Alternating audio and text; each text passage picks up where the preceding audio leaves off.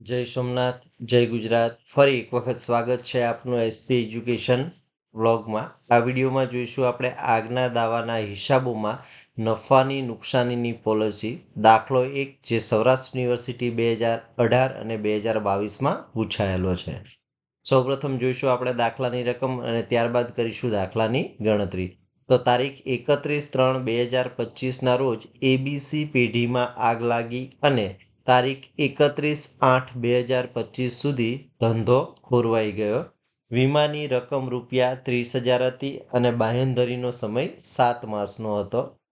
તારીખ 31/12/24ના રોજ પૂરા થતા હિસાબી વર્ષનો ચોખ્ખો નફો ₹15,000નો હતો અને આપણને વિગત આપી છે 30,000ના સ્થિર ખર્ચ ઉધાર્યા પછીનો.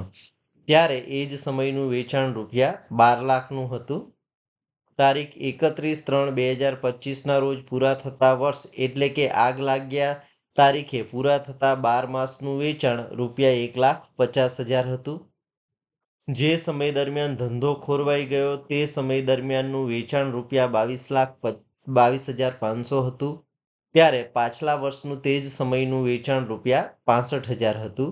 વીમા કંપની સમક્ષ રજૂ કરવાના દાવાનું પત્રક તૈયાર કરો. તો વિદ્યાર્થી મિત્રો, આ છે આપણો દાખલો જે સૌરાષ્ટ્ર યુનિવર્સિટી 2018 અને 2022માં પૂછાયેલો છે. તો દાખલાની રકમમાંથી સૌપ્રથમ આપણે જરૂરી તારીખો નક્કી કરવાની છે. જરૂરી તારીખો નક્કી કરતી વખતે સૌપ્રથમ આપણે આગ લાગ્યા તારીખ જોવાની છે. તો દાખલામાં આપણને આગ લાગ્યા તારીખ આપી છે 31/3/2025. તો જરૂરી તારીખમાં સૌપ્રથમ આપણે નક્કી કરીશું આગ લાગ્યા તારીખ.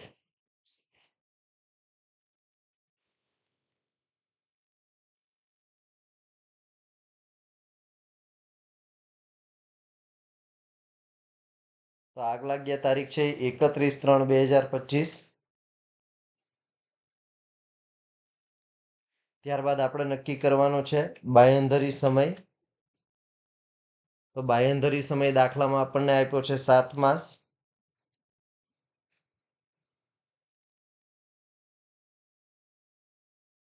બાંહેધરી સમય છે 7 માસ.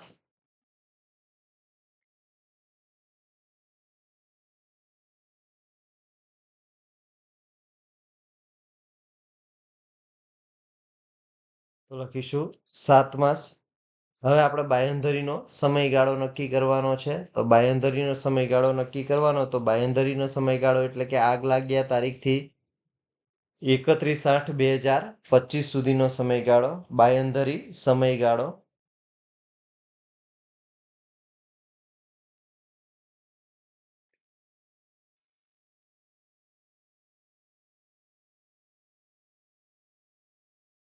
એકત્રીસ 3/2025 8 માસ.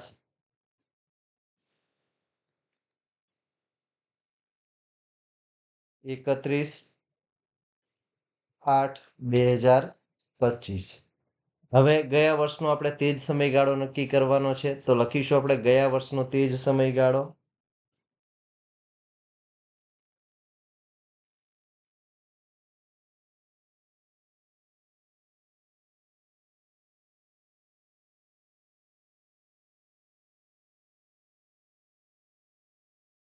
તો ગયા વર્ષનો તે જ સમયગાળો નક્કી કરવાનો હોય તો આપણે 31/3/2025 થી 31/3/2024 છે એ ચાલુ વર્ષનો બાંહેધરી સમયગાળો છે. ગયા વર્ષનો આપણે બાંહેધરી સમયગાળો ધ્યાનમાં લેવો હોય તો 31/3/24 થી 31/8/2024 બનશે.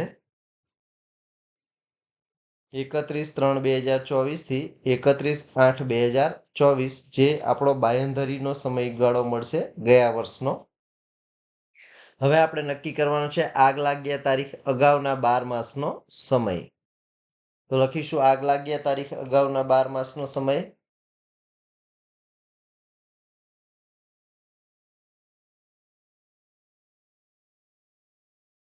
આગ લાગ્યા તારીખ અગાઉના 12 માસનો સમય.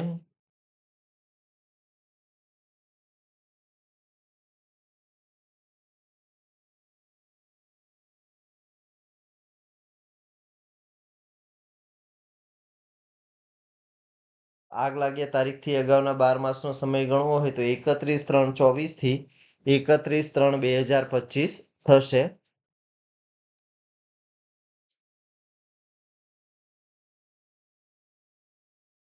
એકત્રીસ 3/24 થી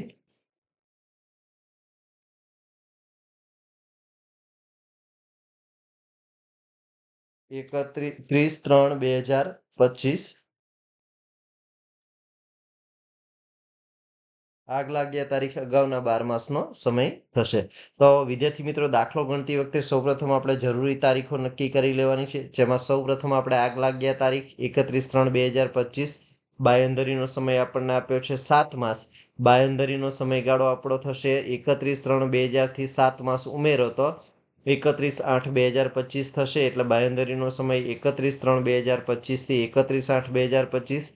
ગયા વર્ષનો તે જ સમયગાળો નક્કી કરવાનો છે, તો 31/3/2024 થી 31/8/2024 થશે. અને આગ લાગ્યા તારીખ અગાઉના 12 માસનો સમય થશે 31/3/2024 થી 30/3/2025. હવે આપણે ગણતરી કરવાની છે ગુમાવેલ વેચાણની. તો ગુમાવેલ વેચાણ ગણતરી કરતી વખતે આપણે ધ્યાનમાં રાખવાનું છે બાંયધરી સમયગાળાનું વેચાણ, અને ત્યારબાદ આપણે યાદ રાખવાનું છે ગયા વર્ષના તે જ સમયગાળાનું વેચાણ. તો ગયા વર્ષના તે જ સમયગાળાનું વેચાણ છે એ આપણને દાખલામાં આપેલું છે. તો કે પાછલા વર્ષનું જે બાંયધરી સમયનું વેચાણ છે એ 65,000 છે અને ચાલુ વર્ષે ₹22,500 છે. તો આપણે તારીખો નક્કી કરીશું અને મૂકીશું. તો પહેલા આપણે ગયા વર્ષનું તે જ સમયનું વેચાણ શોધવાનું છે. એટલે દાખલામાં આપણને ગુમાવેલ વેચાણની ગણતરી કરતી વખતે ગયા વર્ષનું તે જ સમયગાળાનું વેચાણ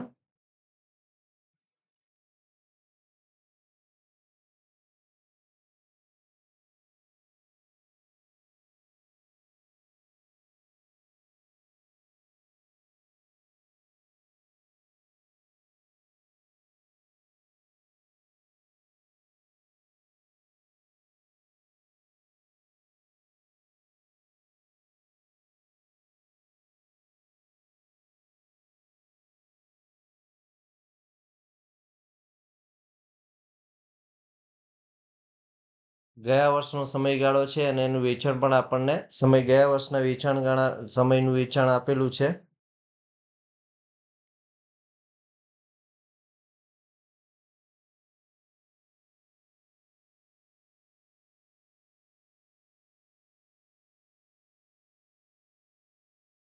જે આપણને તારીખ 31/3/2024 થી 31/8/2024 ₹65,000 આપેલ છે.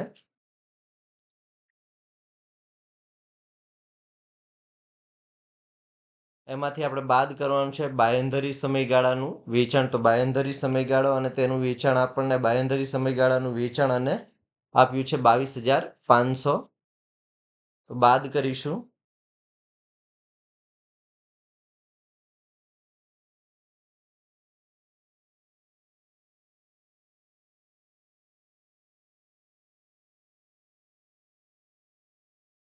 બાંયધરી સમયગાળાનું વેચાણ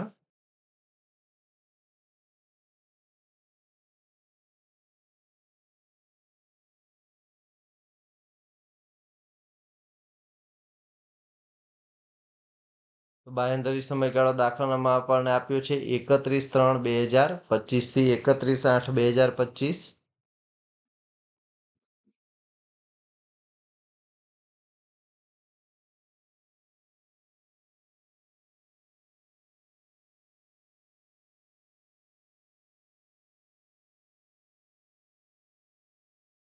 જેનું વેચાણ આપ્યું છે આપણને 22,500.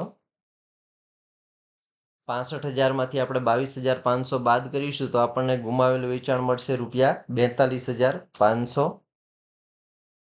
ગુમાવેલ વેચાણ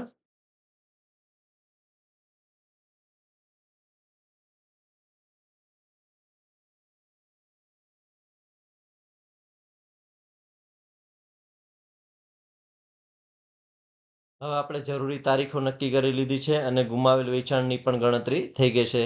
હવે દાખલો ગણતી વખતે આપણે કાચા નફાના દરની ગણતરી કરવાની છે. તો કાચા નફાની દર ગણતરી કરતી વખતે આપણે સૂત્ર યાદ રાખવાનું છે ગયા વર્ષનો ચોખ્ખો નફો વત્તા ગયા વર્ષના સ્થિર ખર્ચા છેદમાં ગયા વર્ષનું વેચાણ ગુણ્યા 100. તો દાખલાની રકમમાં આપણે જોઈશું તો ગયા વર્ષનું સ્થિર નફો છે 15,000, ગયા વર્ષના સ્થિર ખર્ચા છે ₹35,000 અને વેચાણ છે ₹2,00,000, જેને આપણે સૂત્રમાં મૂકીશું. તો સ્થિર ખર્ચ બરાબર આ ગયા વર્ષનો નફો મૂકીશું આપણે 15,000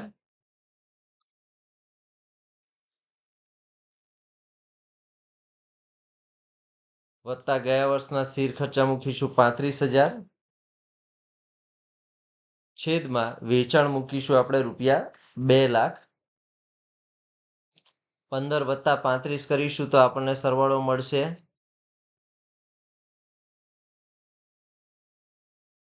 ₹50,000.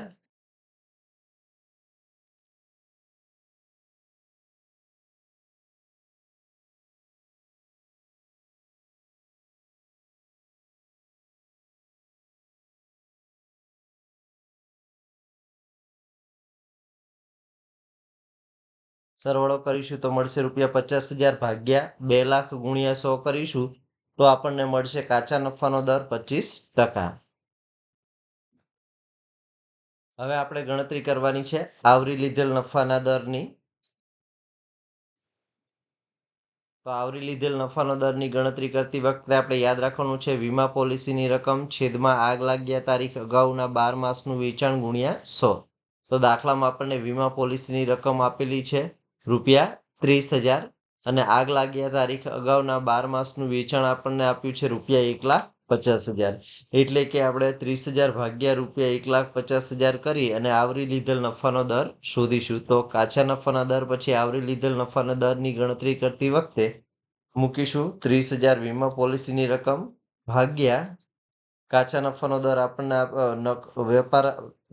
વેચાણ આપણને આપ્યું છે 1,50,000.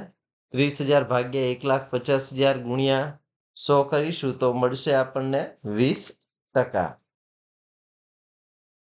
હવે આપણે ગણતરી કરવાની છે દાવાની રકમ. તો દાવાની રકમની ગણતરી કરતી વખતે આપણે યાદ રાખવાનું છે ગુમાવેલ વેચાણની રકમ ધ્યાનમાં લેવાની છે અને ગુણ્યા નફાની ઓછી ટકાવારી ધ્યાનમાં લેવાની છે. તો ગુમાવેલ વેચાણ મળ્યું છે આપણને 42,500 અને નફાની ટકાવારી મળી છે 25% અને 20%. બેમાંથી જે ઓછી હોય તે લઈશું. તો દાવાની રકમ શોધતી વખતે સૂત્ર મૂકીશું ગુમાવેલ વેચાણ ગુણ્યા નફાની ઓછી ટકાવારી.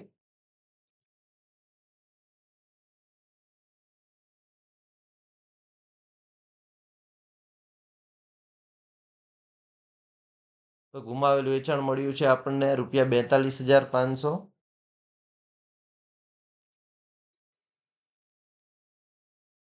ગુણ્યા નફાની ઓછી ટકાવારી મળી છે 20%. 42,500 ના 20% કરીશું તો આપણને મળશે દાવાની રકમ ₹8,500. તો આપણને દાવાની રકમ મળી છે ₹8,500. આમ આ પ્રકારનો દાખલો હોય તો આપણે મુખ્ય 4 સ્ટેપમાં ગણવાનો છે. સૌપ્રથમ આપણે જરૂરી તારીખો નક્કી કરી લેવાની છે. જરૂરી તારીખો નક્કી થઈ ગયા બાદ આપણે ગુમાવેલ વેચાણની ગણતરી કરવાની છે, જેમાં ગયા વર્ષના બાંયધરી સમયના વેચાણમાંથી ચાલુ વર્ષના બાંયધરી વેચાણ બાદ કરવાનું છે. એટલે મળશે આપણને ગુમાવેલ વેચાણ. અને ગુમાવેલ વેચાણ પછી આપણે રકમ શોધવાની છે કાચા નફાનો દર અને આવરી લીધેલ નફાનો દર. કાચા નફાનો દર ગણતી વખતે આપણે ગયા વર્ષનો ચોખ્ખો નફો અને સ્થિર ખર્ચાનો સરવાળો કરી ગયા વર્ષના વેચાણ વડે ભાગી અને 100 વડે ગુણતા આપણને કાચા નફાનો દર મળશે. અને ત્યારબાદ ગણવાનો છે આવરી લીધેલ નફાનો દર. તો નફાના દરમાં 2 પ્રકારના દર ગણવાના છે, કાચા નફાનો દર અને આવરી લીધેલ નફાનો દર. દાવાની રકમ ગણતી વખતે મિત્રો ખાસ યાદ રાખવાનું છે કે બેમાંથી જે ઓછી ટકાવારી હોય તે ધ્યાનમાં લેવાની છે. તો અહીંયા આપણે દાવાની રકમ ગણતરી કરતી વખતે 20% રકમ ધ્યાનમાં લઈશું. એટલે કે દાવાની રકમ બરાબર ગુમાવેલ વેચાણની ગુણ્યા નફાની ઓછી ટકાવારી. તો ગુમાવેલ વેચાણ આપણને મળ્યું છે ₹42,500 અને નફાની ઓછી ટકાવારી મળી છે ₹20. તો 42,500 ગુણ્યા 20% કરીશું તો દાવાની રકમ મળશે ₹8,500. આવો જ એક દાખલો છે જે જાતે ગણવા માટે પ્રયત્ન કરવાનો છે, જેની રકમ આ પ્રમાણે છે. તારીખ 31/3/2025 રોજ XYZ પેઢીમાં આગ લાગી અને ધંધો તારીખ 31/8/2025 સુધી ખોરવાઈ ગયો. વીમાની રકમ ₹45,000 હતી. બાંયધરી સમય 7 માસનો હતો. તારીખ 31/12/2024 રોજ પૂરા થતા હિસાબી વર્ષનો ચોખ્ખો નફો 52,500ના સ્થિર ખર્ચ ઉધાર્યા પછીનો ₹22,500 હતો અને ત્યારે તે જ સમયનું વેચાણ ₹3 લાખ હતું. તારીખ 31/3/25ના રોજ પૂરા થતા વર્ષ એટલે કે આગ લાગ્યા તારીખે પૂરા થતા 12 માસનું વેચાણ ₹2,25,000 હતું. જે સમય દરમિયાન ધંધો ખોરવાઈ ગયો તે દરમિયાન વેચાણ ₹33,750 હતું. ત્યારે પાછલા વર્ષે તે જ સમયનું વેચાણ ₹97,500 હતું. વીમા કંપની સમક્ષ રજૂ કરવાના દાવાનું પત્રક તૈયાર કરો. તો આ દાખલો વિદ્યાર્થી મિત્રો જાતે ગણવા માટે પ્રયત્ન કરવાનો છે. જો વિડીયો ગમ્યો હોય તો વિડીયોને લાઈક કરો, લિંકને મિત્રો સાથે શેર કરો, ચેનલમાં નવા હોય તો ચેનલ સબસ્ક્રાઇબ કરો. જય સોમનાથ, જય ગુજરાત, થેન્ક યુ.